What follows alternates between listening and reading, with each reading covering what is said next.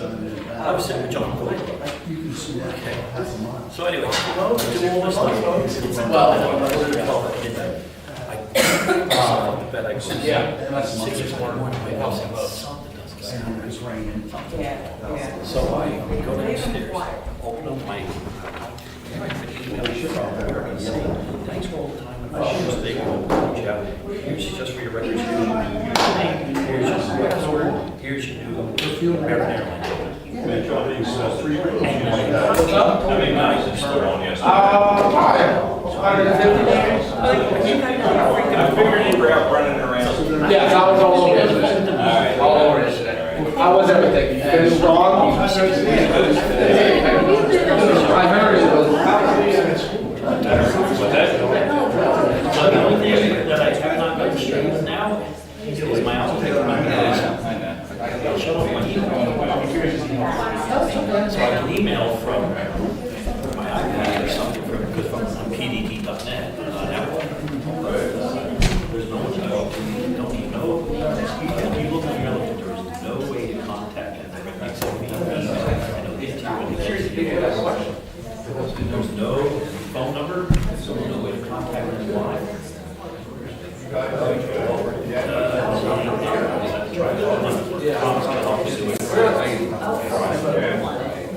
It's at night.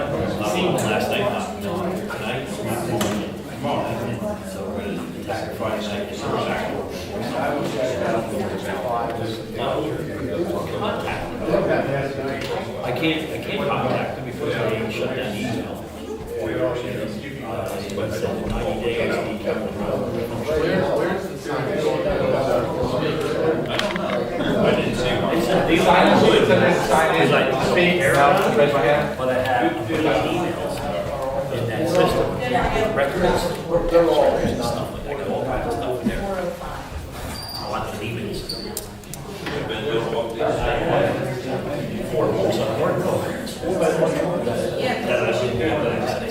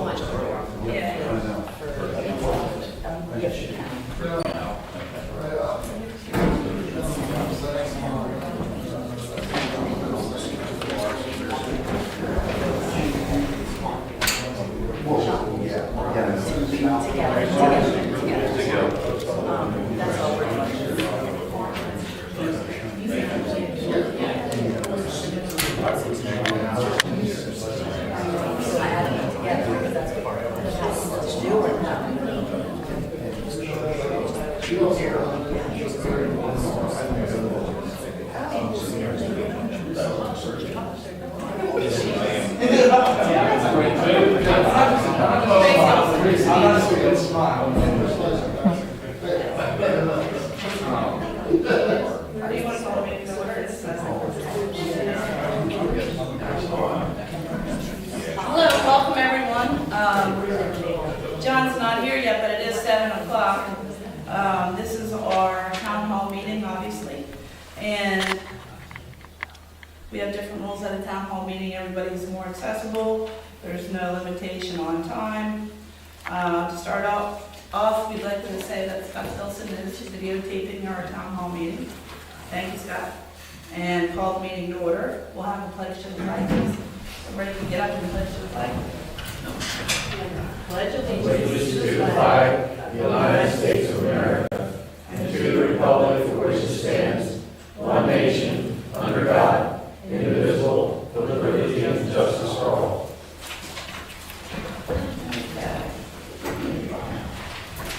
Okay, I'm a little out of order here because next on the agenda it says Scott Stilson is here, which I've already mentioned. This is also on the Zoom platform. The link for that did change at the last minute, which is posted on the back door. Could you turn the microphones on the Zoom behind you? Touch the red. Oh, I'm sorry. That's okay. Yeah, just touch it once, it should turn green or blue. Yeah, they're all blue. Okay, you're good. Thanks. Okay, there we go. So now the people on Zoom can hear. So anyhow, it's on Zoom and obviously here in person. And next we just have open forum. Does anybody on this side want to say anything?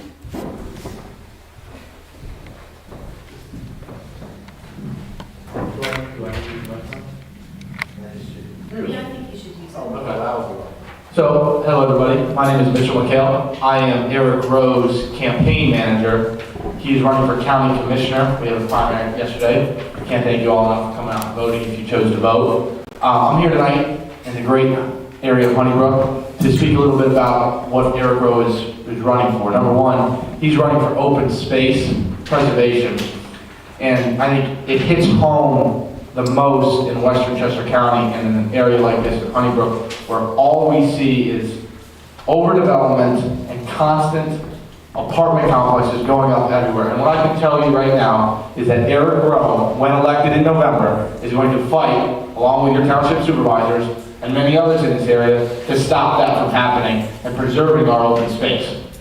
I also want you all to know that Eric Rowe is going to fight and push to bring a police force to the Honeybrook area and work alongside your guys' incredible township supervisors to execute on that. And it's not an easy fix. It's going to take time, but know that you will have a voice in government services building in Westchester when Eric Rowe wins in November to get things that you guys want done. So I can't thank you guys enough for allowing me to come and speak tonight at this incredible town hall. So this is a little bit about Eric Rowe's campaign. My name is Mitchell McHale, and I will be here after if you have any questions about our campaign and the future going forward. So thank you. Thank you, Kim, for speaking. Does anybody have any questions for him directly? Yeah, I have a question. Yeah. So how exactly would your candidate propose that development could be curtailed and land be preserved? So Mr. Rowe's job is to work with the companies that are trying to buy up this land to stop it. He wants to make it harder for them to just come in and steamroll these beautiful houses that you see on large land and come in and just throw a dollar amount at these people to buy off their land. It's important for him to stop that because the rolling hills of Chester County are what make this place so incredible. And he wants to preserve that by not allowing it and working with homeowners and other corporations to limit that and just not allow them to come in and just steamroll homeowners. And obviously, I have Mr. Rowe's contact information if you'd like to reach out to him and ask him more in detail. Because he can obviously break down his policy down to a T. But I just know that for us, it's one of our top issues is to preserve Chester County's open space. Because when you look out the back window there, it's beautiful. We don't deserve to look out that window and see a 30-floor apartment complex. So does he know that that there's a major, one of the shyest developers in the country is trying to put high-density housing near a high-quality waterway? Yes. That is the drinking water for Wilmington, Delaware. Yes, he knows about it. Okay. Yep. And it's something that he's going to fight and be a voice for. And that's the one thing that Mr. Rowe is going to be. He's going to be a voice for you guys. My favorite line that he uses is, the court systems are there for a reason. If he is unfortunate enough to be in the minority, he will use the court systems and sue to fight to protect what we as Chester County residents want to see in our county. But the problem, what we've heard, is that developers come back and sue the township if they fight back, so. So with that, Mr. Rowe will be a defendant and will stand by the township supervisors.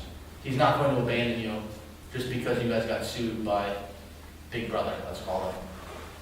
He will stand by your side and be a voice for you guys. He won't abandon you. I have a question. In regard to what we currently have, what's the departure? Is there, you talking about additional funding or what's? Say the question again one more time. What's the difference between what we've already, the programs that we've had for land preservation and to the proposals that we're hearing now? So this would be a question for Mr. Rowe, because he can get into it more in depth, and I have a card that can get you in contact with him, that he can give you an exact plan of what he wants to do in policy-wise that will help secure and preserve our open space here in Honeybrook and throughout the county. Because we have for a number of years a list of properties throughout Chester County, and then we're in a partnership with Chester County, and that's the one thing that we've always been able to count on, the funding whenever we do have opportunities. Yeah, I know Mr. Rowe in a great county like this, in a great township like this, that he's going to stand by you guys and support you in any way he can to make sure you guys are able to continue to grow and be as prosperous as possible. So I will absolutely, let's set up a time to have you guys talk with Mr. Rowe about the funding that you guys may need, the support you guys may need for preserving open space specifically in Line Road. Okay. And just to let you know, I went to a dermatologist recently, and there was a spot, and it turns out it was basal cell carcinoma. So yesterday they did the procedure, and just wanted yourself to clear up, but it was kind of ugly. It's okay. It's okay. I won the fight. Yeah, it's all that matters, as long as you win the fight. Okay. So Tracy, we have some agenda items, or how we proceeding here? It's open forum, we're in G. Okay. So does anybody else on the right have anything they'd like to say? Not right now. Okay. Anybody on the left? Valerie? Just a quick question, do you meet out there or am I allowed in? No, you're fine. Just was wondering if, since we really didn't get covered at the last supervisors meeting, where we were, the status of this possible thought of putting a park on Foxbrook development in this little strip of land there, Google. As far as I know, we haven't talked about it since our last meeting, right? Well, You weren't at the last meeting, but the meeting before that, we haven't talked about it at all yet. that hasn't come up. But a designer has been to the property twice. I don't know where it's done. Maybe, why don't we, well, hold on, so we can get, why don't we get an update on that? That was Chuck. Chuck was gonna he was gonna look to see what could go. The initial assessment. Right, it's not, it's just a conceptual Mhm. drawing of sorts, and that's, but I don't even know if that's So I would suggest that we put on the township meeting, all business, that should be an open item. We haven't closed it yet. And so we come up with, each month we just give an update and say, no further update, or this is the update on that particular item. Right? You agree? Yeah.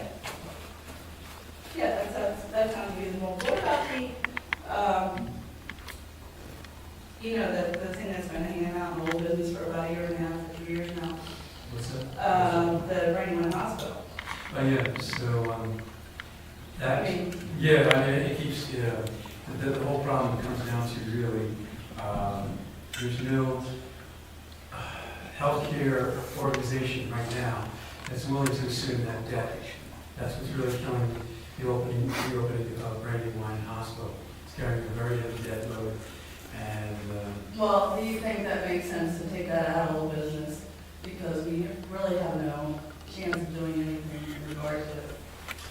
as long as people are asking about it, we can, but, we can put a time in and say, yeah, just 6 months, there's no further Because updates. otherwise, old business will be, I don't even think we're showing up on the old business recently, but we haven't had any questions on it lately. There's pretty much, I think, most people do understand the financial situation in the hospital.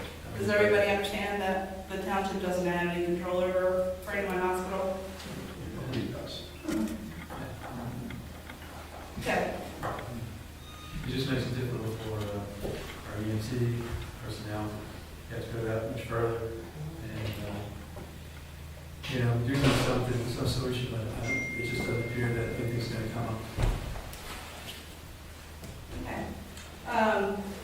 Valerie? So I know at the, I don't know if it was the last meeting, maybe the meeting before that, Warren said that he was waiting for a call back from PennDOT regarding the possible traffic evaluation at Chestnut and 322. Have you guys heard back from them? Is there any communication with the other townships? I think the only thing that I personally know is because it's in fact 3 different townships, and PennDOT had that intersection. No one sort of knows, they haven't had that as an experience, and it's a little bit trickier than your average PennDOT call. because you have to get through. Regardless of the municipalities involved, the idea is that it has to have a project and it has to be some support there.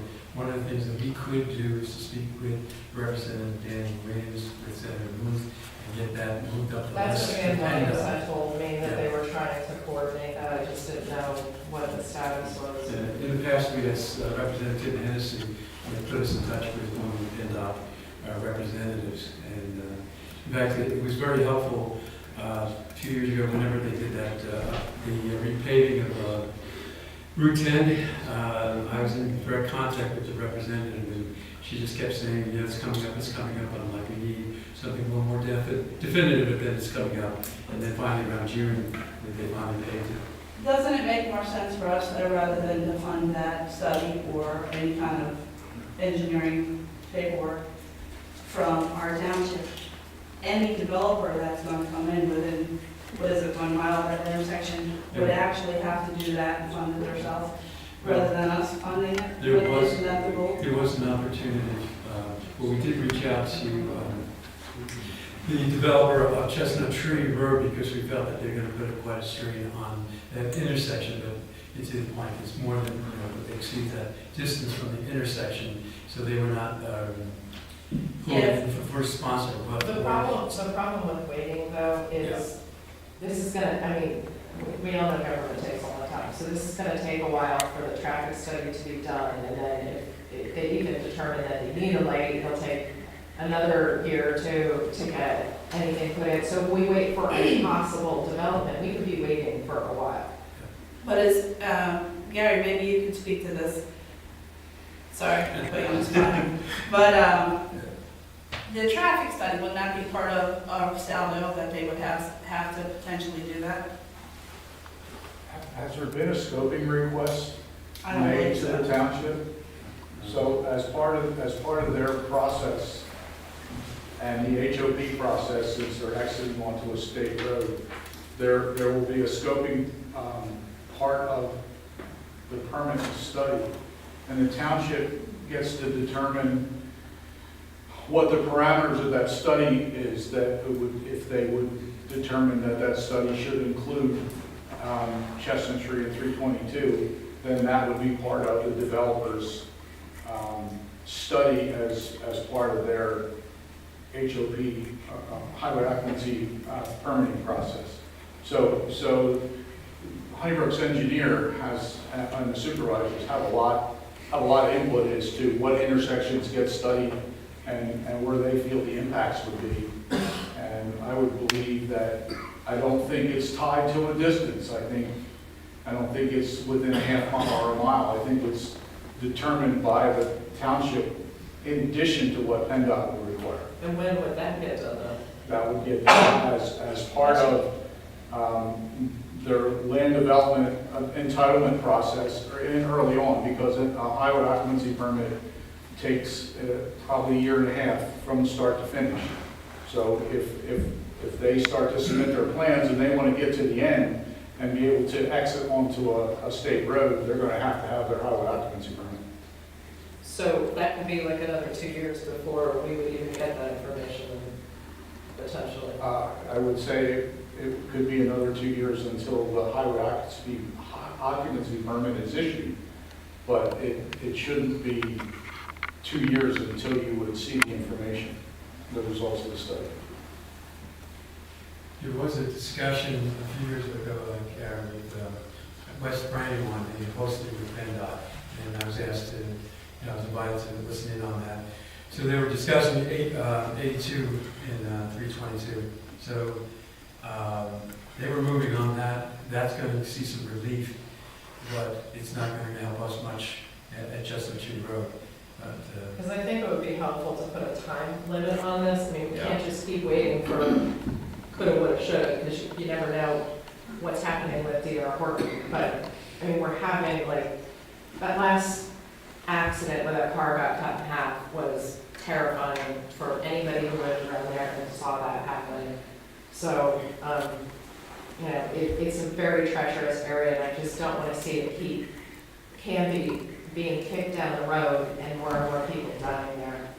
We did discuss all this with Western Chester County COG, and then we did the presentation to the Chester County Commissioners. We identified 3 intersections in Honeybrook, in Route 10, Bell Road, Chestnut Tree, and those were the 3 priorities for Honeybrook Township.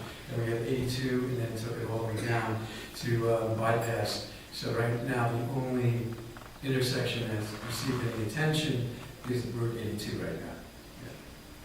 Are you talking about that, was that 322 task force? Yes. That was headed up by Jessica Florio? Yes. Okay, right. But And Ralph, invited Jessica to participate that and made that effort, yes.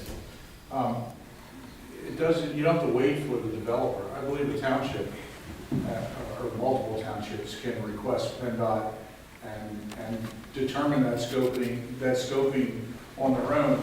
Maybe if time is the issue, maybe it's something that the townships could get together and start to study, make a deal with the developer if it goes through, that they reimburse the township for the study. To try and, they might want to do that. You would want to contact a traffic engineer. I don't know who the township works with. I don't know if it's TPD or McCann, or I don't know who they work with. That would be a question for Mike Ryan. But the township can initiate it and get it started. But don't get hung up on the light. That'd be a great place for a roundabout. You're going to get people from New Jersey arguing on that one. That's a right way around that one. Not from Jersey, never saw it.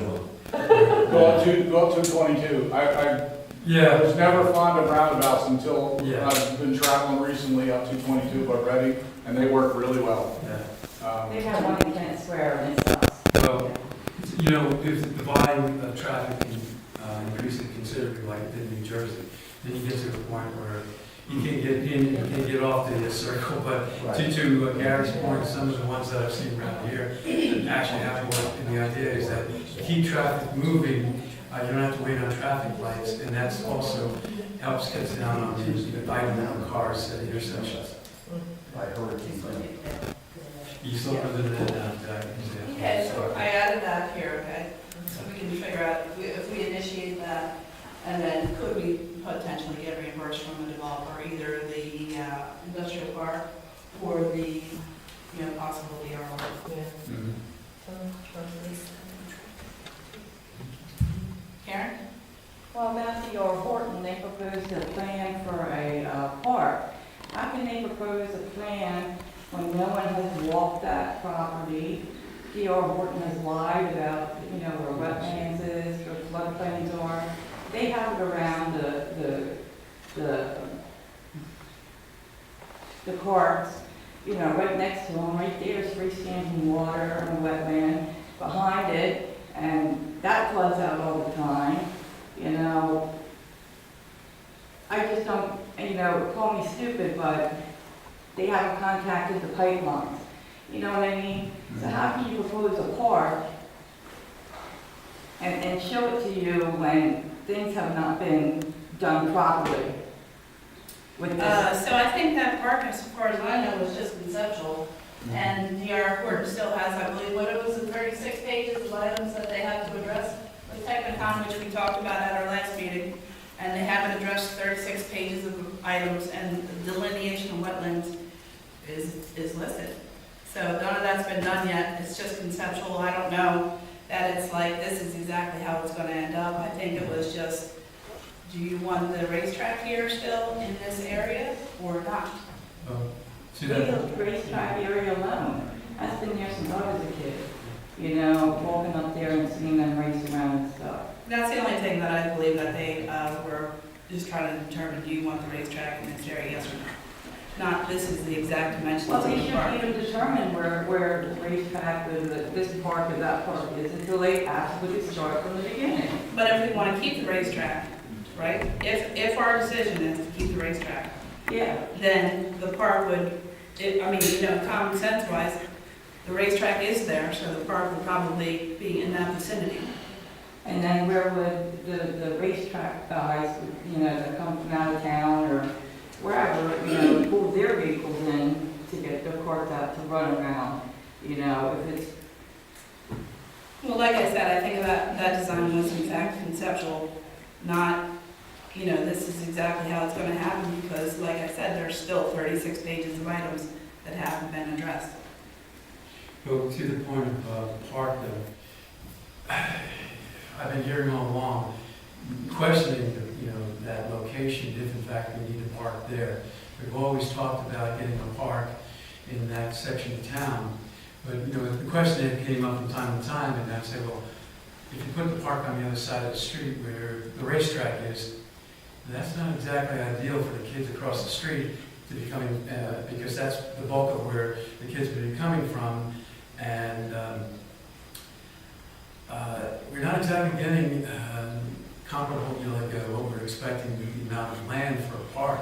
Well, again, I think that's just conceptual, I think there's 36 Conceptual, pages, right? So, I mean, and if we take it all back to the first question about the value of having a park there, we always want additional parks, but wouldn't it be advantageous for us to work with the contractor, if that development is to go through, and have like a municipal building there, where we could have squad base for a fire truck, an ambulance, police car, right there, right on 322.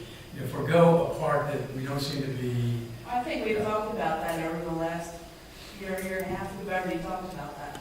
We've all talked about that exact thing.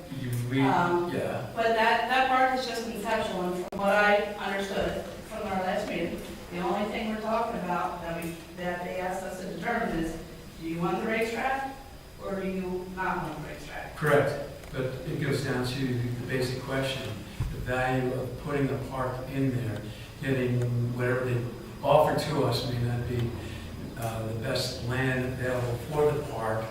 And, you know, I raised it in the last question, we still haven't addressed the safety issues of having the park there. But I think it's of vital interest when we're putting in, the potential of putting in all those homes, to have access to a fire truck in that immediate area. Yeah, we've all talked Ambulance. about that and agreed that I like that idea too. Yes. We agree with you. But we should, it's not a matter of saying agreeing with me, I'm saying, do you think that, you know, this is what we should take into consideration, go in that direction rather than going to the park? And, you know, as I said, I have yet to be convinced of the value of that park there. Although for years, I would love to have seen the park, because you and I have talked about it over the years. Well, That it's in our location, comp plan. what's that? It's in our comp plan to have a park on the east side of our county. Correct. But then again, just to put a park, to have a park, not necessarily take into consideration the value it brings or the potential danger that it could arise from. Why couldn't a park be a cupola? Because that was what was discussed at Parks and Rec. And they talked about, you know, park placement because it was kind of balls thrown in their court. And they also had concerns that you raised about having a park on 322 and having kids cross over. So they mentioned about cupola being another option. Yeah. You mean down toward the other entrance, like Rockville Mennonite Church? Yeah, that field right there. But I think, it's just my opinion, but I think that until they have everything delineated of where the wetlands are, where the, you know, you wouldn't know necessarily where a park would go until everything is sort of laid out. In regards to that, I know Ann Hutchinson gave you a lot of input on your ordinances and was really eager to kind of give input on the wetlands itself. I mean, how did the board end up responding to her? Well, John communicated with her as far as I know. Yeah, I didn't share her response. She pointed out the areas in our ordinances that would be helpful. But to what Renee is saying, why can't we be proactive and take an earlier look at this? I think There was a we're partial waiting on- offer free. I think we're waiting on D.R. Horton to do 36 pages, and we're not doing our due diligence. I mean, Well, they wouldn't have the 36 pages to do unless we did due diligence. The 36 pages are a direct result of our engineer looking at the property to figure out what they complied with or didn't. So they have to answer those 36 pages. That's the exact result of due diligence. Well, there's availability, as some of the residents have pointed out to us, brought to our attention. You go to various websites. There's the GPS mapping and stuff that shows us a lot of the information it provides us. You can point to those different areas, and it will provide you with impairment of rivers. It will give you information on the soils and all that kind of stuff. There's information out there that we could pull together. I mean, right now, we're getting a piecemeal. I think it'd be helpful if we were to put that together now, and then give us some information. We'll do sit down with D.R. Horton and say, yes, you did cover this area, but did you take a look at this over here? Because this is showing on these GPS. Exactly.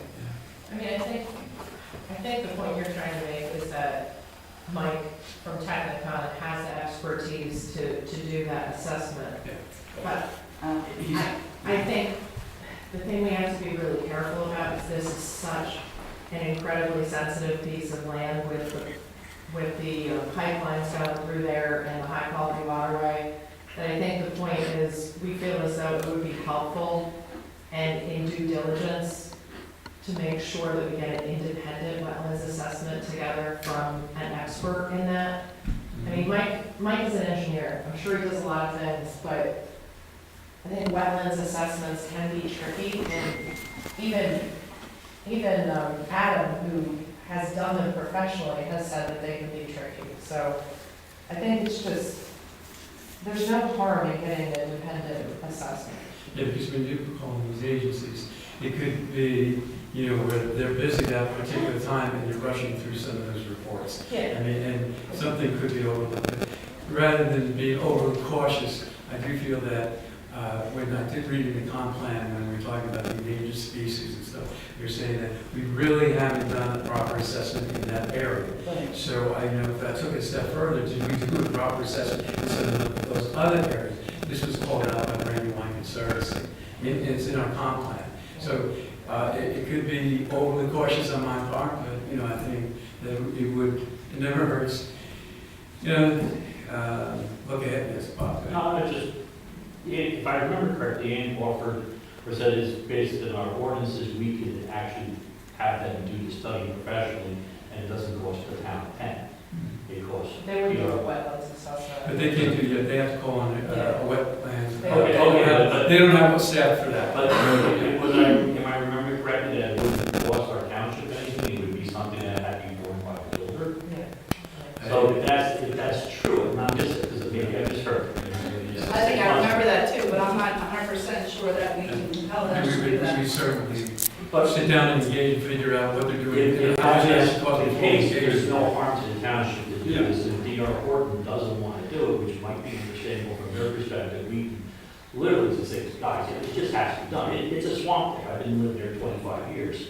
It's a swamp. Even in times of drought, it's a swamp. And he did, one of Mike's emails, he did mention about, some of the companies doing the assessment and they worked first before and all that. So, I'm not questioning, Mike's ability to do the job or some of the contractors that have come in. It's just what we're saying is this has a considerable impact on the area. If we have any opportunity to look at it ahead of time, it would make sense. A year ago, when we originally brought it up, the lawyer from Horton said, well, we did a wetland study, that date was done on January 15th, Yeah. the day after snowfall. And we didn't find any bog turtles. He actually said that, we didn't find any bog turtles. I figured he must have thought he was fun. I don't know. We did not find any bog turtles on January 15th in the middle of Pennsylvania. No, but Adam said that winter wetlands assessments are tricky. They're not easy to do. It was all the soft vegetation, it's gone. It's there now. Maybe we can get more clarification on wetland studies from Mike about exactly how it works, so that we all know exactly what they do or don't do, or who does it, what the qualifications are. But he had I'm sorry here, John had a little slide presentation about, environment, that you could have maybe caught on to some things that, Hey, John. Yeah, go ahead. You made the comment that whether they choose to do it or not, they don't have a choice. Yeah. They have to do a wetland analysis Yeah. that satisfies the township through the township engineer. Mhm. And the township engineer has their consultants that are experts in soil and wetlands. So they don't have an option of not doing that test. And if it's done in the wintertime, you're right. The only time you do the bog turtle is, I think we're in the window right now, April to June. And that's not something they can get out of. So they have to do that. Yeah, that's right. Okay, well, we could get some more clarity on the exact wetland study and, I mean, sure. Is that an initiative for us to reach out to Lands Trust? Well, I thought you already did reach out to Ann. I did, but it was left where we didn't take the next step. So I just said that I shared the information with the residents and with the board, and that's where we left off. So it's up to us to reach out and say, we would like to sit down and then before we go forward, understand what the terms are, what they can offer us, and whether it's worth going forward. Well, I think that makes sense, and probably to understand what we already have in place also.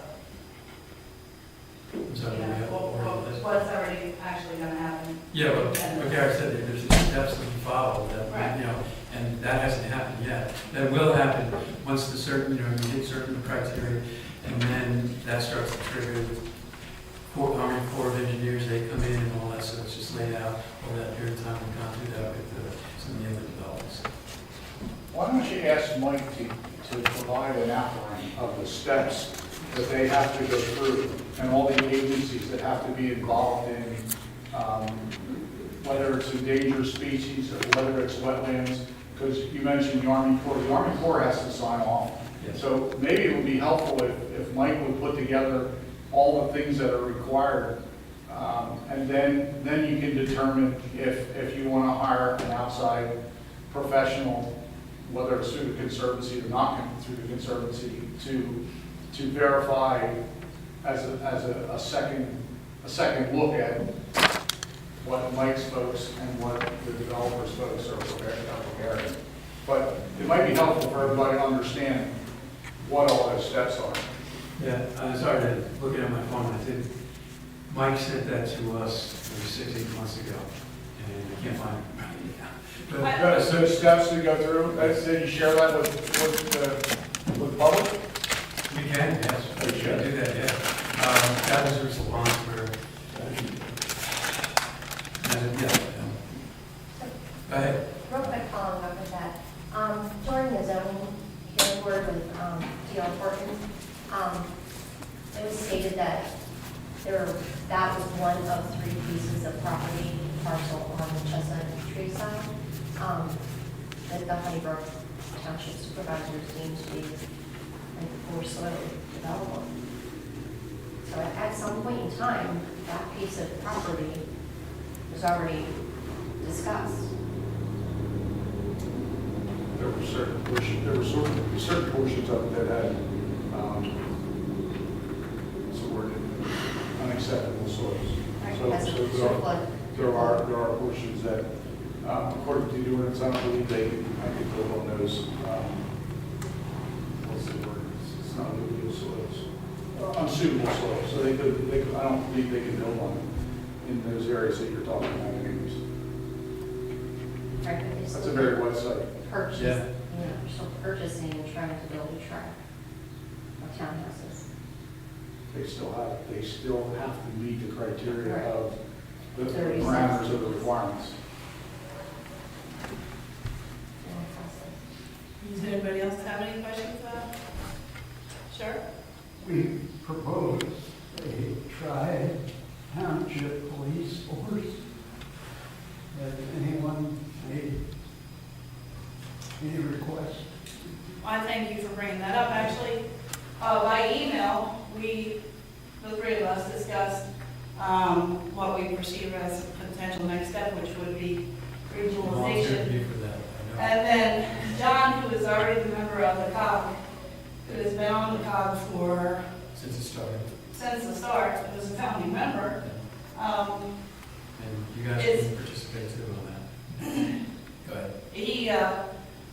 I thought you were gonna bring it up or start a committee or make forward progress, do the The drive. next meeting is the last Wednesday of the month, and that's this, for 10 or 11 months of the year. And so it's a public meeting, so we all can attend. But I know the initial pushback will be, we were down this path before, we're going to start again and drop it again. So we got to convince them that we're serious about it. So what I thought was gonna happen is because you were an original founding member, you've been on it the longest, you have a relationship with everybody on the COG. Wouldn't you reach out to our neighboring municipalities, which that is a group of, and say, does anyone have any interest? I've had conversations with West Callan, talked to Tom Steveno, and then I've also had conversations with, as you know, with Hunter Borough, West Brandywine. I just reached out to them as a courtesy to say that we did initiate a conversation, but there's no commitment, there's nothing at this point, because when we dropped that conversation with them a few years ago, I said we would reach out to them if we were to talk about this topic again. As far as the other municipalities in the area, we could reach out to them through the COG. Okay, so what I'm hearing is, while you're at the COG, you're gonna ask the other members of the COG. But we should make sure that we are doing this as a board with a commitment to go forward with it, because it's going to take a lot of work, and on top of everything else that I've got going. And I just want to make sure that it's got to be one person effort here, and that, as I said, that at the end of the year, it doesn't get dropped off. So, all I said was, if you, with other members of other municipalities that are our neighbors, can you reach out and see if there's any interest? You're already there, they're already there. And You know have the an layout. opportunity to come with us and talk to that topic, because the chances are, I'm not going to be at all these meetings and stuff, and I do need to back up on things like this, and I make sure that my board of supervisors are well informed on something as important as this, so that it's not going to be. I'm not saying set up a whole regionalization of police, just seeing if we have any like-minded neighboring municipalities that are interested. But I think there would have to be a follow-up to that, right? Like, I mean, it sounds like you already know some of the local municipalities that are interested. There has to be kind of a plan of, Yeah. what are we gonna do next? Are we gonna sit down with all these municipalities and ask for a quote, or, you know? Because we did sit down with Harrisburg a few years ago. We wrote a letter with intent saying that this is what we're doing, this is what we're going forward. They spent the money on providing us with all that information. That's why, that letter of intent is so important, that we actually are committed to doing this. We have to, So that's what we need? yeah. If you're just looking for, a feeler to find out if there's any interest, we already know that there's a few municipalities that would have an interest in working with this. So you brought that up already at the COG? And asked No, them at the COG? I didn't bring it up at the COG. I said that I've had conversations with the different municipalities so far. But if I'm going to bring this up to a formal meeting and stuff, and then they're going to say, what's your action? Do you want us to initiate a task force? That's the part that we have to be sure we're not just exploring, we're actually making a commitment to this. I think reaching out to another municipality and asking if they have any interest. I mean, that's exactly what the COG is for. We already have people talking But you to us. haven't brought it up with the COG, you said that. Correct. I'm not going to put myself out again in a situation where I'm talking about something and we're not moving forward. If we have a solid commitment from the board on something like that, we can pursue it. All right? I'm involved in setting up an EAC for the COG right now. So there's just so much time I have. I have to make sure that I'm following up on solid commitments here, not just, putting out feelers. Yeah, it kind of delegitimizes you Yes. if you come they're. Because I'm the one that looked like the idiot after 2 or 3 months later, so we decided we're not going to go down that path again. It's very easy to just take the first step on our part and say, what are the conditions that we have? What are our options? Then we can take it a step beyond us funding this whole thing, which makes sense today for municipalities to work on a regional basis. The startup costs and everything is prohibitively high. For us to fund the police department entirely on our own would probably consume 70% of our budget, like it did 15 years ago. So those are some of the factors that we have to consider. To partner with one of the boroughs, with the borough or something like that, we could go down that path, but I don't know how effective that coverage would be. But don't we already have mutual aid as far as fire and ambulance? Yes, in fact, we have a representative back here. Why can't we roll us into that mutual aid? There's a difference in between the EMS and fire service and the municipal police jurisdictional act. So the state police can call for assistance for serious incidents, but they're not going to call for the Honeybrook Borough every time there's a call in the township. I think that would probably make it easier because we are two at mutual aid. Well, what we did hear from Chief Wilson was that there's times when the state police cannot respond to something in Honeybrook Township. So he has been called in and provided us with that backup. But, he has limited staff, he just had to increase his staffing to accommodate his current needs. So that's why they're reaching out and saying, we'd like to talk to you. When we're full of trucks in the fire development and fill up from our hydrants every month or so. Yeah. What development are you in? Oxford. Oh, you're in Foxborough too, okay. That's the closest hydrant to their township. I have a question. Would it make sense to have Warren do a little bit of the legwork for you guys in terms of reaching out to and just starting with the borough because they are the closest and they're already like instead of you guys having to take all that on because I for one I don't know I would want to know how much is it going to cost the township. What would the coverage look like? How much are my taxes going to go up before I could say, yes, I want a police force, or no, I don't want a police force. I mean, I just would like to know, Sort of a just high level explanation. Yeah, but, I mean, couldn't you task him with at least doing some legwork for you guys so it's not all on one person? I mean, I know he's doing a lot of research on parks and, this seems like.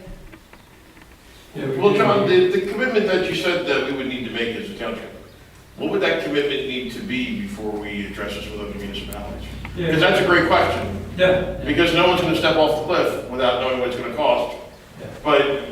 And you are in a lot of committees. If we don't know what it's going to cost, but we're going to wait to go to other places, it's sort of, you can't do one without the other. Yeah, because there's also this suspicion too. It's like, why are you guys reaching out to us? You can't afford it, and you need us to help financially. So it really comes down to, with the other municipalities, we're all in the same boat. We just have limited amount of time, limited amount of resources. But if there's a serious need, and we do have good people to work with that are willing to make commitments to work with us, but they don't want to be dragged along with something that's, same thing like provision. I don't want to be dragged along with something that I feel at the end of the year is just falling by the wayside. And what I'm hearing now is there's a strong movement in the township to at least answer one question. How much would it cost to provide law enforcement services in Honeybrook Township? I mean, it's not committed to say, we want to do it this way, we want to do it now. At least give us some parameters and say, if we agree to contract one police officer from another municipality, that's going to cost us X amount. If we go to full-blown regional police department, how much is that going to cost us? And what assistance can you get from the government, from the state? Because years ago, the state of Pennsylvania had a serious commitment to regionalizing police departments, because we have more police departments in the state of Pennsylvania than we have in the state of Texas. Because of all the Commonwealth, and there's a lot of duplication of services, and I'm preaching to the choir here. Well, I'm sure everyone's listening, so. Yes, so that's some of the things that, I think we had, an indication that the state would have provided us with at least $100,000 to help us start, you know, a regional police department with Brandywine and with the borough. And we were getting to that point where, rather than jump right into it, just do like a 3-year trial, work 3 of us together under a contract, and at the end of that 3 years, if it worked out, then sit down, form the regional police department, you know, because you're going to lose pension plans and things like that. You know, there's a lot of serious give and take for the police officers to consider. Well, I guess in one way, I guess we can all do our own researches, looking at different municipalities around us and in the county, Yes. and see what they budget for their police department. Yes. So as we get down towards Eagle and Exton and things like that, you're talking $3, $4, $5 million. But I don't think anybody's proposing that we have a full-blown police department that covers the entire township. Well, I think we're just discussing everything, so. I mean, you can start somewhere. You could, if you could find a municipality that might want to contract with you. Yeah. The way that Chief Wilson was saying that it's tough to find people, Yeah. that might not be a possibility for departments that can't even staff their own municipality. That's right. But following up with what she said, I think there also needs to be a prioritization of how money is being spent.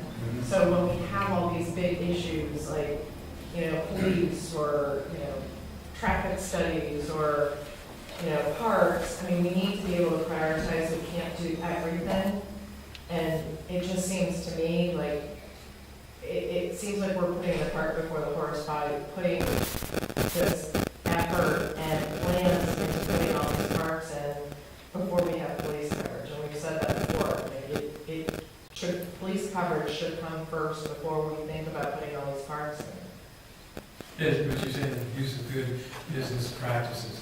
I mean, I'm in technology, we do projects, and we usually come up with, like, say $30 million is allocated for our projects. So if we have 24 million committed, we have a window of 6 million, you propose a project to me, great idea, but it's going to cost us 7 to 8 million. I'm like, you're going to have to wait for the next cycle, or we're going to have to pull something out to make, to accommodate that. Because, yeah, the one thing that we have been successful in doing over the years, we pretty much, our approach to our finances, we've been frugal and we've been responsible. So we haven't seen tax increases over the years. Something as major as this, it's going to make a dent. Yeah, it's a difficult time, you know, economically for everyone. And so there's a lot of financial insecurity going on. So, you know, I think people would want their tax money spent on anything, it would have to be for safety other than parks. You know? So, My question is there an issue with the state police's response in the township? well, they've done a good job. I think you agree with that. They've done a good job. It depends on who you talk to. But what we're doing is we only have one police officer assigned for a 25 square mile municipality, and at times, that officer may also be responsible for another municipality. At one point, the same officer was responsible for Wallace Township. And in the event that that person, that patrolman is busy on 322, something else comes up, they only have one backup. And sometimes that backup is all the way down in Emeryville. And by the time he comes up here, maybe it's too late. So there's only one state policeman? And unless I just wanted to go in and Well, they can be coming in from other, it's like I grew up in New Jersey, Garden State Parkway, and you had different zones. So like one guy is off on his dinner break, so that 10-mile stretch of the parkway has no coverage from 5 to 6 o'clock. When there is an emergency event, though, depending on I've experienced, obviously, I live in the township too, and I've experienced emergency events, and I can 100% tell you that, well, I think he alluded to it with the mutual aid. West Brandywine cop came at one point. He was the first on the scene to arrive. As far as my understanding is, he probably knows better than me, but I think if another municipality shows up on behalf of the state police, then their workers' comp covers that other To the best of my knowledge, yes. Yeah. But the problem relies on, we can't rely on West Brandywine to solve the problems here. And the bigger question is, do we warrant a police department? What are the crime statistics? Yeah. Have we reached out to our representatives and senators at the state level to say, can you bring us more state police here? As our population goes up, and there will be more resources taken to the Emerald barracks. So before us spending our money, we spend the money for the state police anyway, maybe they can pump some more resources into this way. When we did that task force, when we did that task force, that question did come up, and then one of the things that they said that a lot of times, some crimes aren't being reported. It's just like vandalism and things like that, people just don't even bother calling up and reporting it. But overall, if we don't have the instance of serious felonies, murders and stuff that one might see closer to the metropolitan areas that might require, a lot more, a higher level of services.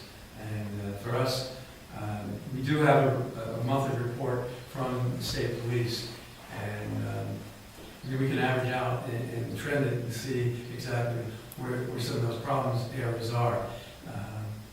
Ideally, the regional police department, we're sharing those resources with West Brandywine, the borough, or something like that. That might be the direction to go. Our population is going up. Right now we're at 8,000. With this next development, we could be pushing 10,000 in the next few years. The problem is that like accidents alone are going through the roof. Well, some accidents don't need police response and some do. Some also need police investigation, which also goes back to the state police and what they have. Their resources are immense. They have a whole Bureau of Criminal Investigation. Yes, sir. Whereas if you rent one officer from the next department over, there is no criminal investigator in Honeybrook Borough. Yeah. Well, So your resources are going to maybe come from the county if they'd like to get interested in it. yeah. If they don't have an interest in it, then you're just stuck trying to figure it out. So that's the other issue. When you want to take on and have a smaller department, you're going to have less resources. So when you do have those crimes that occur, just because you have a police department doesn't mean crime doesn't occur. Right. There is crime in places that spend $10, $20 million in the police department. Yeah. We've had local residents that live on our end of the township that have had their homes broken into. I've had my neighbor's house And burglarized, they've been told by state police, we'll be there in like 2 hours. and the state police showed up immediately and had the crime investigators van parked in my neighbor's driveway. Well, that's not what we do here. Yeah. Well, then I would say this, if you're not getting the service that you're required, that you're supposed to get, call down to the barracks and speak to the lieutenant. Or bring it here and they can address it to them, so. Yeah. The other area that we're looking at is the lack of enforcement for our ordinances, for burn issues, for noise issues and things like that. A lot of it's nuisance. Well, that can be handled through codes. Is that? That can be handled through a codes enforcement officer, correct? Yes. You wouldn't need a smart law enforcement officer with Potential solution. credentials and insurance, you just have a codes guy or girl. Yeah. We talked about code and zoning enforcement officers. So I guess that was my original question was, is anyone tracking crime or any reason to need, or really need to have it? Well, the same police provides us with a monthly report, and that's published on the website, part of the package that the monthly board supervisors report. But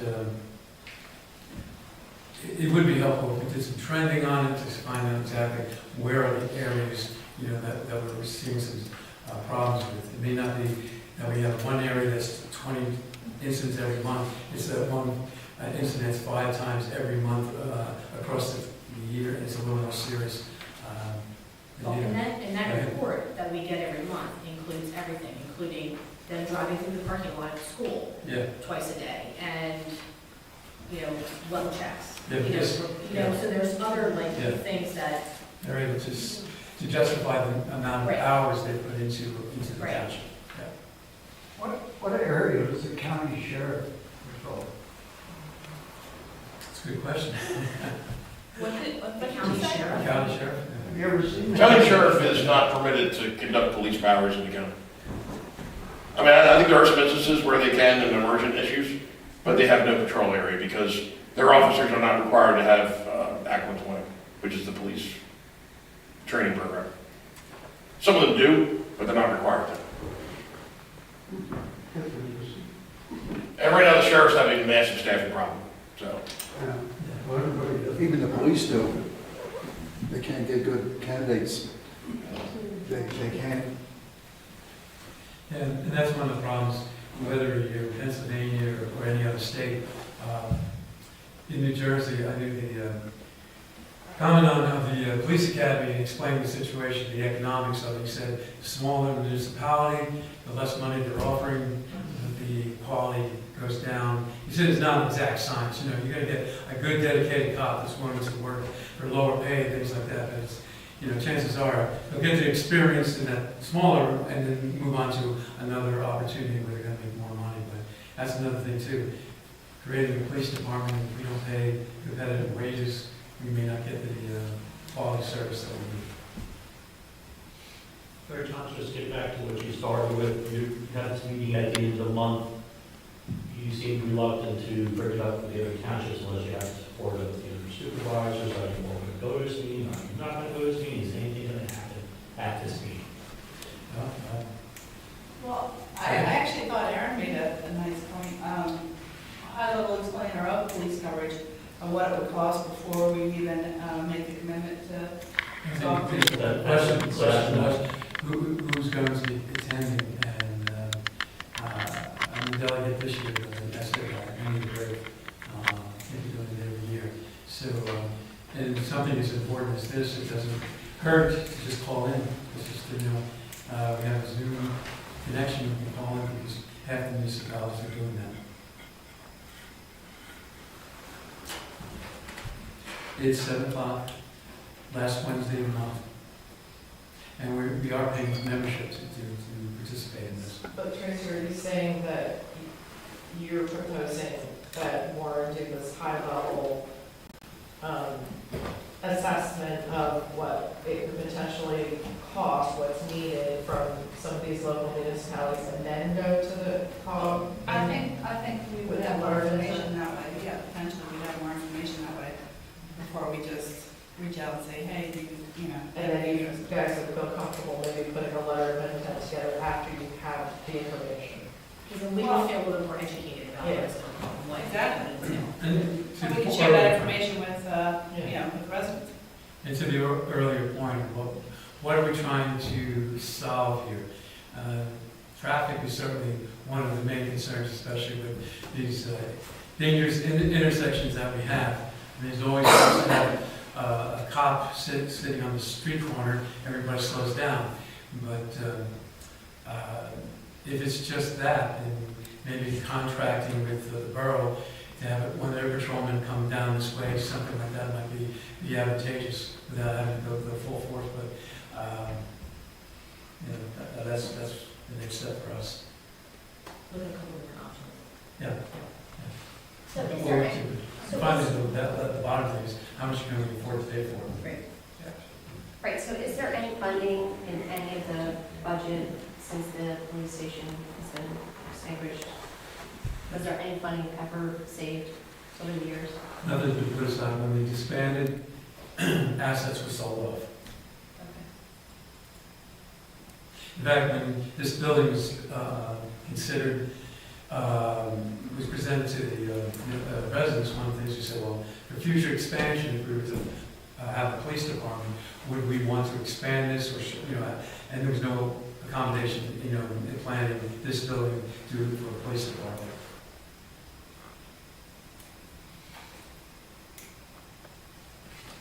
Yes, sir. So how do we decide whether we need one? Well, we're doing referendum, we're hoping we're going to be doing some referendums. The other thing, You can't do a referendum. I know, on that one, Yeah, we're not allowed. That would be where to start. Yeah, we got to get some kind of feedback. If we, you know, we put out a survey there, one of those electronic surveys, and have people respond to it throughout the, you know, but, you know, people might slant the vote anyway. Could somebody get like the crime statistics over the past few years? Sure, just go over to the department, Yeah. the state In police. fact, you know, to what Renee was able to produce, I mean, when we had the task force, I had all of the paperwork from the previous police department, 5 years of this, cost, incidents, the whole bit, they provided that at the closure. This was what we provided for the 5 previous years. So that'll have to be part of this whole assessment that Warren pulls together. Yeah. Unfortunately, that information is over 20 years old. I don't think it would be of much value to us today. No, but I mean, the stuff that you said. Oh, but yeah, if you can pull, if we can, Nay. I provided it to the. Yeah, she can run across that stuff, yeah, it's just a matter of spending some time drilling down on your search, keyword searches. Yeah.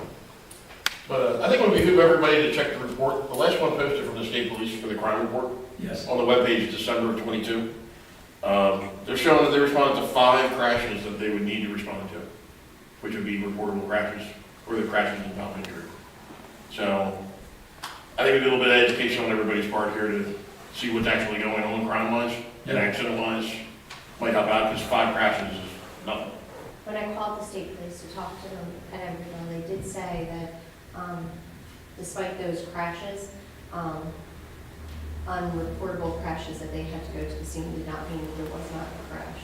Correct, yeah, non-reportable crashes are, the police response is not required. Right. And So then, it doesn't mean that they don't go. right, but- and then 322 was shut down for 6 hours last summer because of the suicidal Lazy Acres event, and all the traffic was turned around. The only reason why that ended up being a crash site was because the police officer ended up hitting a resident's car, or it would have never been on the police report. And as far as, saying that earlier about trending, I did look at the last 6 months of 2022, and I think, the average number of incidents reported was something like 119, 120, whatever it was. But it didn't show, I didn't drill it down to say by crashes or noise. I mean, there was a time when I actually was trying to determine how many times do we actually get noise complaints and stuff. And December just happened to be one of the lower ones, so, we had a little bit of slowdown. I mean, even in the 150 incidents, yeah, like, Yeah, as Bertie had said, there's 42 school checks. yes. That's not that's something they do extra as part of their job, to check in school. Yeah. It's not a crime, it's not an incident, it's them doing proactive police work. We do balance out some of the things like what Chief Wilson said, if we had a school incident, a shooting, that he would be able to get to 100 Elementary. Yeah, his 45-minute comment on that was very insulting to the state police. Okay, And yeah, that needs to be addressed with the barracks commander to make him aware of that. okay, If something were to happen like that, it wouldn't be 45 minutes for the state police to show up. yeah. So in the last 6 months alone, and I've lived here 23 years, we've never had any break-ins. In the last 6 months alone, there have been 2 break-ins within a half a mile. There's been a 12-hour raid for stolen goods right down the road, and now there's a homeless man who just got released from jail who's been wandering around trying to find a place to stay. And this is all within like a mile of my home. Well, how do you expect the police to help a homeless individual? That's our job to help him. That's the community we live in. That's why I live here, that's why I moved here, so we can help people. But are you saying that all of these The homeless issues are... individual is released from jail for violent crimes. Okay. He's harassing people on. He's done his time, Then he's now harassing the people on Kubala. okay, have you called the state police about this harassment issue? Yeah, it's obvious you don't want it, that's okay. No, the police can't stop a homeless person issue. No, but. That's our job to help To this say that we don't need police because crime's gonna happen anyway. I didn't say we don't need police, we need to look and see what kind of level we need, which is in perfect agreement with what you said. But before we jump around and spend $10 million in establishing our own police department, and our taxes go through the roof, let's have an honest assessment to see what we need, what needs to be addressed. John had said a lot of the issues are codes enforcement. We don't have a codes enforcement officer. Maybe we look at doing that. And that's something that maybe So the level through of fines services, can help us all out. identifying the level of services that are needed to restore confidence in the community, that's one of our top priorities right now. So, and that's, as I said before, we approach the COG and say, we have an interest. I'd like to be able to say, we have an interest in pursuing, we need additional traffic control and things like that. We got to be a little more specific as to what our needs are. Yeah. So let's make sure that we don't drop it. Wouldn't it be beneficial if all 3 of you went to the COG? by chance? I mean, what if John doesn't want to rerun? What if John, who's gonna go then? Establish those connections, because what happened recently, I called West Brandywine, and I was concerning one of the questions on parks and recreation. And then I was talking to Dale, and then I said, Dale, Steve's moved on, Warren, and he goes, I didn't even know that. He says, thanks for the call. He says, so that's one way of, connecting with the other municipalities. For instance, Scott Pearsall, he helped us out so many times with so many different things, like with the 322 task force, but also he extended that parking lot that they have behind their police station. He said if we wanted a park and ride, we could park with them and drive down to Guthriesville, catch a bus, ride share from that parking lot if we want. I got a really speedball there. Sorry. Yeah, there's a lot of possibilities. That's what's the good thing about it, is that you're meeting with people who have a shared experience and are willing to work with us, and it's a great networking opportunity for all of us. Yeah. So, and the same thing with the Does that residents. answer your question, what you said? No, because I'm asking you guys. I mean, would you want to go and be more informed about, what's going on? And it shows us, the residents, that you really care. You know what I mean? So Laura and I both attended, Resets. well, of course. Yeah. And then we both went to course in zoning from Westchester University. So, yeah, we actively do education and training. And I'm actively pursuing a master's degree in environmental policy right now. And it's given me a tremendous opportunity to open my eyes to a lot of the issues, to able to understand some of the seriousness of what's going on. And just, putting an EV station out there was just an opportunity to tell people the future is here and it's hitting us quickly. We can't be sitting back on a lot of this. So, and I'm glad to see that you took the zoning. I took it years ago, and it's probably made some modifications since then. But we've also had opportunities, and that Laura's participated in the PSATS training. But part of the Cato series we have next week, I'm moderating the climate control, the climate change discussion with 5 other municipalities. I mean, there's a lot of opportunities for all of us, not just the supervisors, but as residents, because most of this, it's information that's going to hit us sooner than later. And the valuable thing is, we have made Zoom a common thing now. So you can sit there eating your dinner because how many times have we attended these meetings and get home 9:30 or so, we haven't even had dinner yet?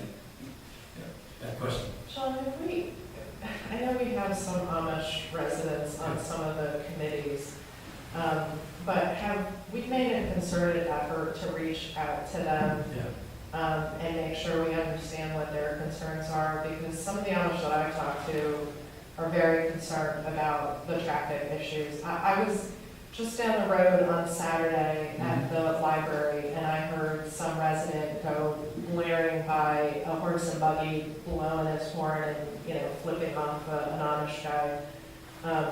And I've heard from Amish residents that they're getting more and more concerned about traffic issues, and they're concerned about law enforcement. So I just think, for all of these issues, I think we need to make an outreach. I know they don't tend to like to come to the meetings, but, do any of you make an effort to talk to them and find out what their concerns are? I do. Yeah, I mean personally, yes. Levi that owns S&H, Swampy Hauler Trucks, well now they call it SH Truck Bodies. I'll reach out to him and ask him some questions sometimes that pertain to the Amish community specifically. And yeah, I mean, that's why he's actually now on the planning commission. Because I said we need more people that are Amish, because the truth is, all the rules, they're all self-employed, they're working from their farms, they're working from their homes. The rules that are in place really impact them. They should be part of the process, and they should understand what it means, and they should have some input. So we should ask them about, some of these issues too, and what's of concern to them, and then get their input on this as well. Speaking for myself, I just got a phone call the other day from the Amish, asking, a few questions, checking in. I don't have as much visibility as I used to because I actually used to jog. And in fact, at one point, I jogged over to Tracy's, which was about a 10-mile jog, the route that I went through. But during the course of jogging, you end up running into different people, and kills your pace because all the time you have to stop and talk. But there's always a good opportunity. Like John Seldenbridge, a lot of times he would pull over his lawn tractor and start talking to me about things in the township. So that was one physical way of being out there in the community. The newsletter, I felt, was one way to keep in touch with the Amish community, because they do tend to look at that. And so giving up on the paper copy, if the content really doesn't provide much value, if it's the same content from 3 times a year, and most people are just going to use it to throw in their Franklin soap if they have something like that. Are we getting enough on the paper copy? Is that what you're saying? I think we haven't done that in this last issue. And then some of the Amish are on the internet, so they do know, we have a website, and that's one way of keeping in touch with us. And then, of course, coming into the office, we do want to hear from them in that fashion. I think that's where people like Christy, she knows a lot of the Amish from all the permits and stuff that they have applied for over the years. We do have a follow-up that, we should have a follow-up from the Dog Kennel Task Force.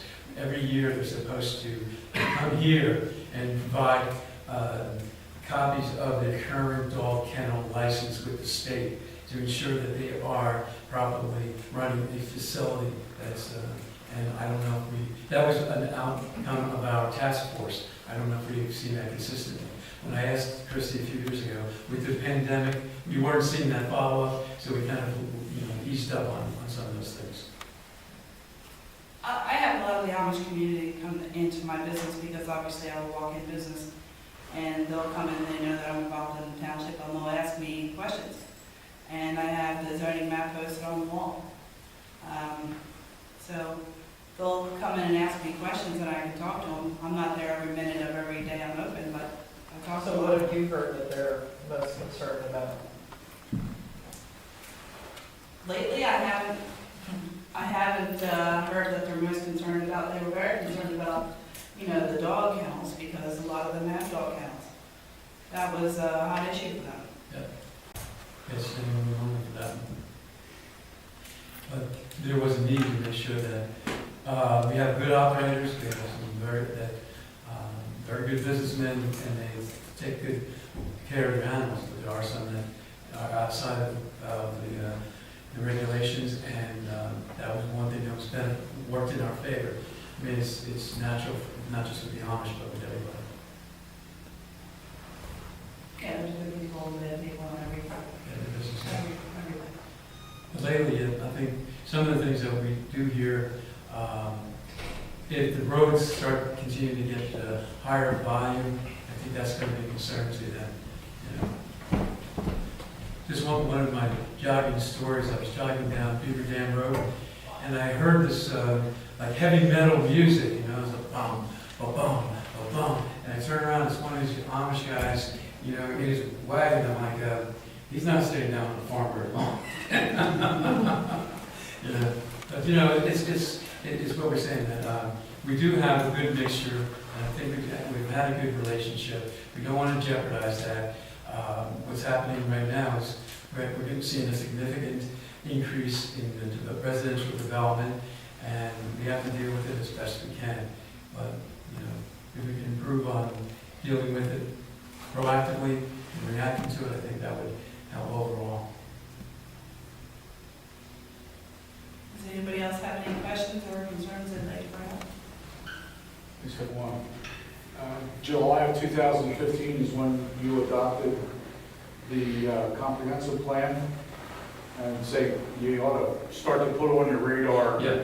that you have some discussions with the borough to see if they want to pursue another joint comp plan. Okay. And maybe sometime early next year to get started. Yeah. Because it'll take a year. Yes. Also, think about who you want to facilitate it. I know the planning commission's recommendation is not to use Brandywine Conservancy. Yeah. So whether we use Technicon and Barley Snyder and the supervisors, but I just ask that you put it on your radar. Yeah. And for those of you that are here, when that happens, come to those meetings, because we advertised it and no one came to the meetings. Yeah. At least Melissa and I have made every meeting they had. And the only person from the public was Ed Brown, and the only reason he came was because he was trying to figure out how many units he could get on his property. So I think just to be proactive, try and think about that to get that started so that we have the adequate time to research, make the changes that the planning commission and the supervisors and the community recommend to put into the document. So, John, along those lines, it just made me think of the special exception criteria. So after the D.R. Horton fiasco, I call it, of the zoning hearing, we had a frank discussion with the zoning board, and they felt as though the special exception criteria were so broadly worded you could run a Mack truck through it. And so there were a number of proposed changes to the special exception criteria. I only thought of it because he was talking about the comprehensive development plan, which was also part of that. But I think that should be considered as well. I don't know, I asked them if they were going to bring it up to you guys, and I don't know if it ever came in front of the board, but there were a number of proposed wording changes to be more specific. Those, and looking for those criteria, a lot of them were redundant. They didn't really say anything like, you know, they said, yeah, there has to be a traffic study done. Well, it didn't have to be a DOT approved traffic study, so D.R. Horton said, yeah, look out the window, no changes. So it was a joke. And So, to your point, I think that it'd be critical, important for the Board of Supervisors to do a page-turning exercise when we're approving the documents like the Planning Commission document, the Land Preservation document, things like that, because what we found after approving the last comprehensive plan, there were some things in that plan that popped up. We had to make some corrections. So that's something that we have to be mindful of, that, you know, what was agreed to, what was called out in the meeting minutes is what's included in those documents. I have a draft of some suggested changes. Obviously, Yeah. you know, I don't know who would be working on this if you put a task force together, how do you do it, but it can just show you some of the areas that they thought were particularly troublesome and made it hard for them to make the decision that they wanted to make. And we also need to look at the land preservation document and really tie that down to exactly what we're doing. The document reflects the program itself, not the wishing of Brandywine Conservancy, because there's stuff in there that I have been arguing for years. So that's another task force where anyone in the community, you're welcome to step up. Outside contacts, there who have some suggestions, that would be helpful to ensure that we have continued, you know, the program that at one point Ryan Costell said we have one of the best land preservation programs in the county. Feel proud of it. Yes. Speaking of the land preservation, is there been any more discussion about the reallocation of funds to Parks and Rec? And how that's going to be handled? Because I believe that that should be in the hands of the citizens, not in the hands of the supervisors. I'm sorry, I didn't understand you. What did you say? The reallocation of funds that's been proposed from land preservation and moving it over to Parks and Rec, has there been any more discussion about how it's going to be handled? Is it just out there, or is it going to be discussed ever? We haven't discussed it since then. So I feel like a lot of these points, we just talk in circles.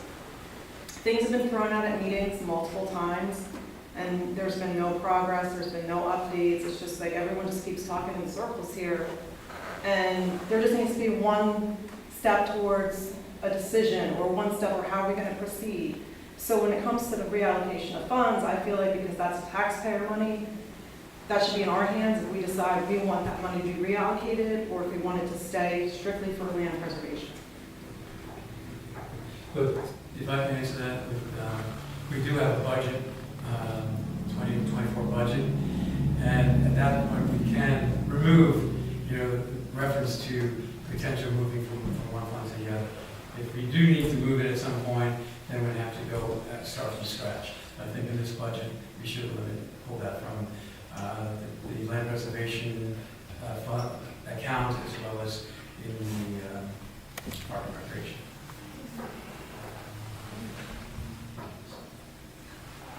And we decided we're not doing the internship this year, and I don't think of anything else that we're missing tonight. I think we covered all the developments. I think we covered law enforcement, and we covered some aspects of communication. One of the big things right now on our website, what was called out that the input from the Board of Supervisors is needed, so that's something that we will provide. We are moving into Civic Plus rather than doing it in-house. Civic Plus is used by other municipalities. Cato is one of the clients that uses that service. I don't know from my personal experience, I haven't dealt with them, but I think it might be more responsive to content management and things like that that we're currently lacking on our current website.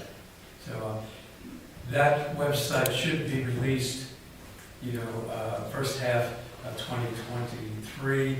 I don't know if that we're still on target for that. I think the staff is testing it. Yeah.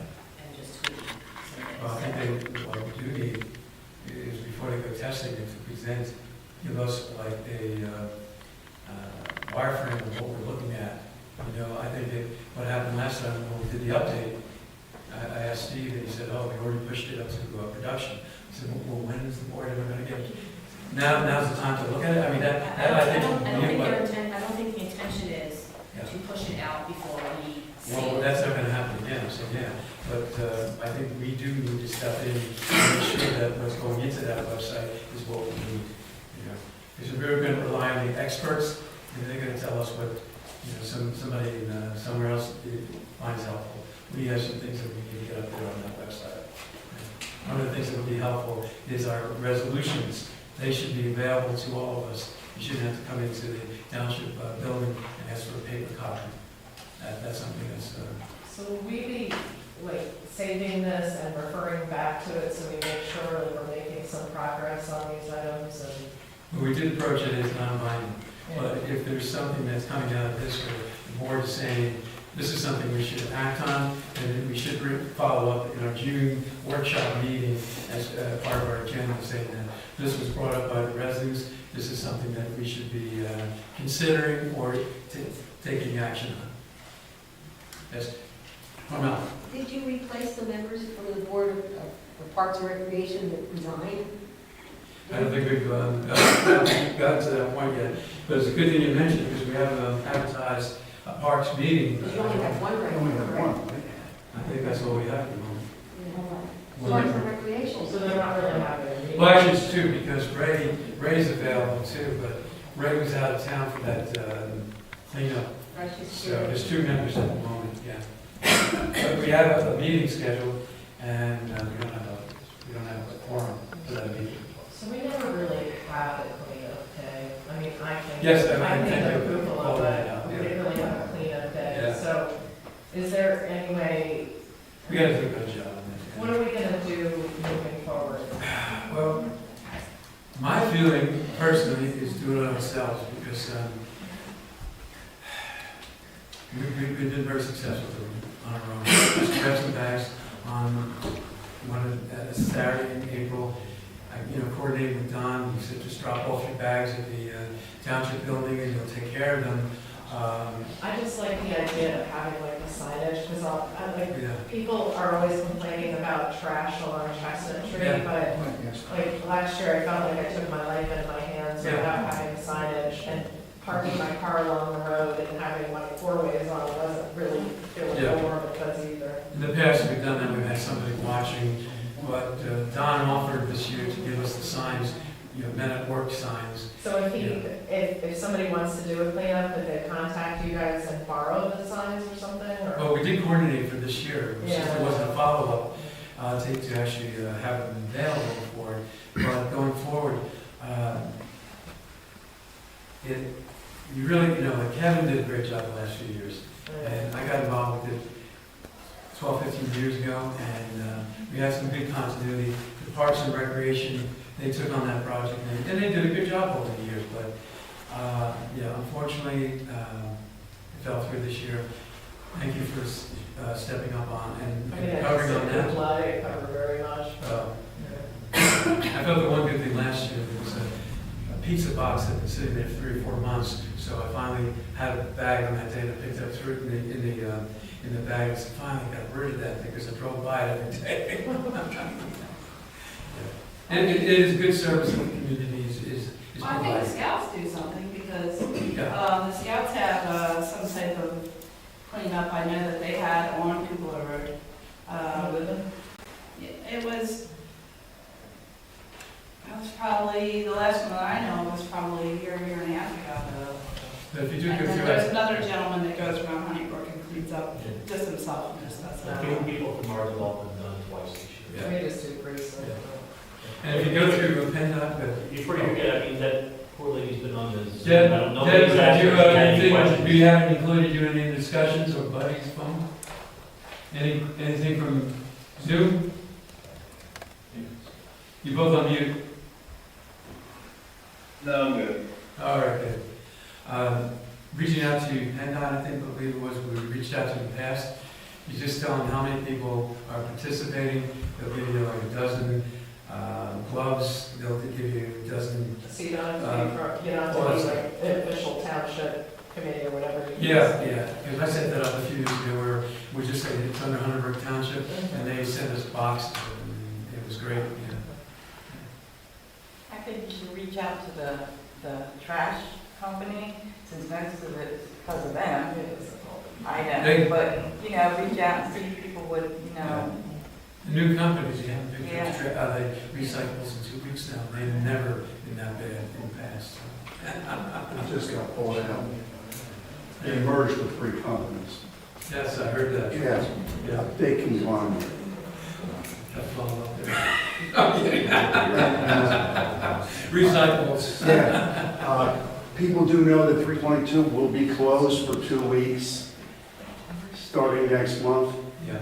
Everybody knows that? No. Yeah, I think it's on the 17th or 19th of June. Both ways will be closed for 2 weeks. Down by the new apartments. Ask Guthriesville where that new light is. I think that one's out of beach where don't you turn right at Guthriesville? Yep. At the light, at the light.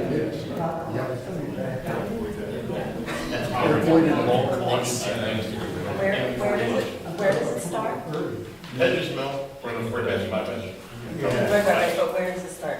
West. Not too much further past that, so. Yeah, Where will it The detour takes you down to 82 to my best. 82. But, yeah, you can get up. Yeah, exactly. Additional trucks and whatever. I guess at this point, for the sake of time, we're at 8:30, so I guess, any closing remarks on the side?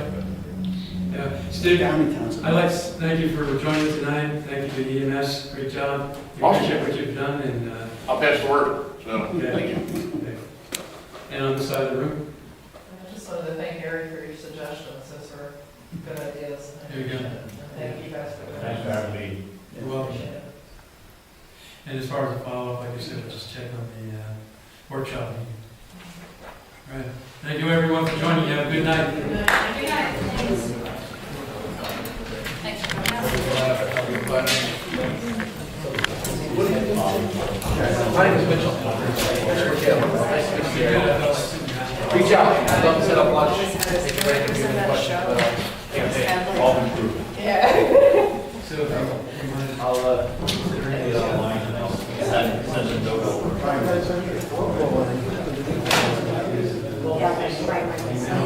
What else you got there? Well, I'll tell you what, when he comes back, I'll ask him about this. What's going on? Brook.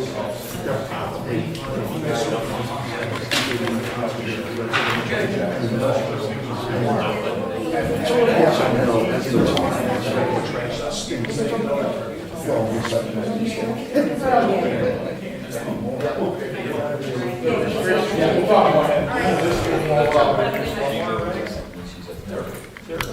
It's always good seeing you guys. Okay, be safe. They're off the recording. Yep, see you guys, have a good night.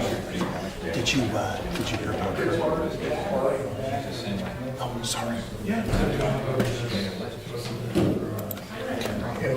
about Kurt? Supposedly we had 3% right now.